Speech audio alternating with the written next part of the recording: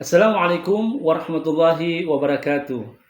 Alhamdulillah, alhamdulillahirabbil alamin, wassalatu wassalamu ala Rasulillah, wala haula wala quwata illa billah.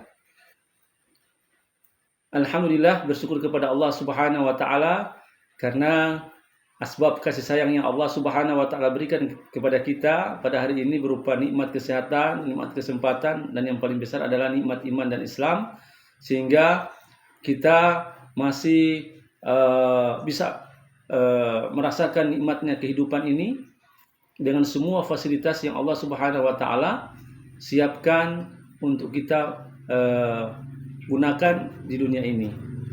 Baik teman-temanku dimanapun Anda berada, yang insya Allah kita semua tentu dirahmati oleh Allah Subhanahu wa taala. Kali ini saya akan membawakan kultum tentang bahayanya sifat iri dan dengki, ya. Baik teman-teman, tentang bahaya sifat iri dan dengki atau dengki dan iri hati. Sebenarnya sifat ini yang kita kenal biasa, orang-orang seperti ini adalah orang-orang yang akan senang melihat orang lain susah dan akan susah melihat orang lain senang. Na'udzubillah min dzalik. Inilah orang-orang yang memiliki sifat iri dan dengki. Padahal bukankah itu sifat iblis? Sifat iblis. Yang pertama, menolak sujud kepada Nabi Adam alaihissalam. Iblis merasa iri karena dia merasa lebih tinggi sehingga enggan menaati perintah Allah Subhanahu wa taala. Akibatnya apa? Ia diusir dari surganya Allah Subhanahu wa taala, terlaknat untuk selama-lamanya. Maka teman-temanku yang dirahmati Allah Subhanahu wa taala, manapun Anda berada, orang yang hatinya dipenuhi dengan kebencian, iri dan dengki, ingat, hidupnya tidak akan pernah tenang. Setiap kali melihat saudaranya mendapatkan nikmat atau orang lain mendapatkan nikmat, maka hatinya akan terbakar. Siksa dia melihatnya. Namun kebalikan, ketika dia melihat ada orang lain atau saudaranya yang mendapatkan kesusahan, maka hatinya bahagia.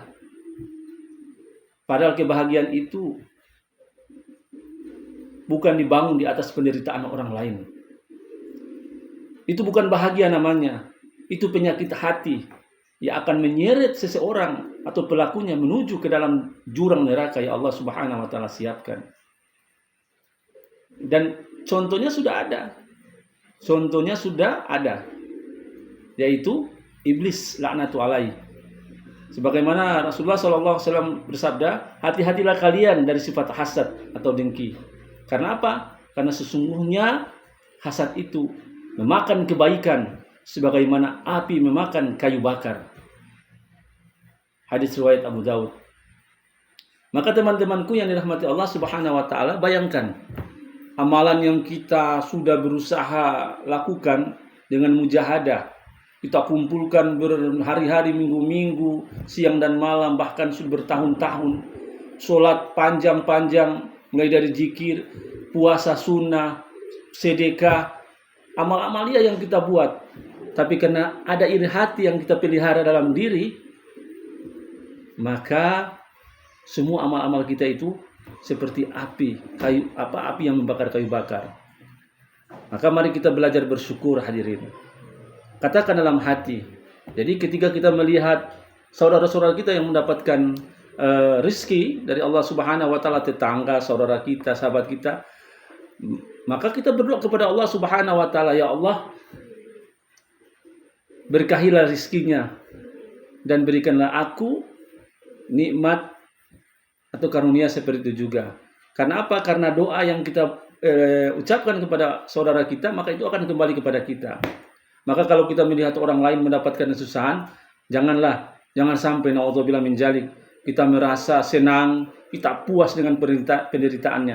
Justru kalau kita melihat teman-teman saudara kita mendapatkan kesusahan, bantuan, maka kita bantu mereka, kita ringankan beban mereka. Karena itulah tanda hati yang sehat, itulah tanda hati yang bersih. Maka teman-teman yang dirahmati Allah Subhanahu wa taala, jangan biarkan hati kita menjadi hati iblis, ya. Jangan sekali-sekali Tak biarkan hati kita ini seperti hati iblis, yaitu hati yang memiliki iri melihat kebahagiaan, gembira melihat penderitaan orang lain. Maka sifat itu hanya akan menuntun kita ke jurang neraka. Mari kita bersihkan hati dengan syukur, sabar, dan ikhlas. Semoga Allah Subhanahu wa Ta'ala akan jauhkan kita dari sifat dengki dan iri, dan menggantinya dengan hati yang lapang, yang selalu ridho dengan takdirnya. Amin, amin ya rabbal alamin. Demikianlah kultum saya pada hari ini. Mudah-mudahan ini bisa bermanfaat. Yang benar datang dari Allah Subhanahu wa Ta'ala, dan yang salah datang dari kedaifan saya sendiri. Wallahul muwaffiq ila aqwamit thariq, fastabiqul khairat. Wassalamualaikum warahmatullahi wabarakatuh.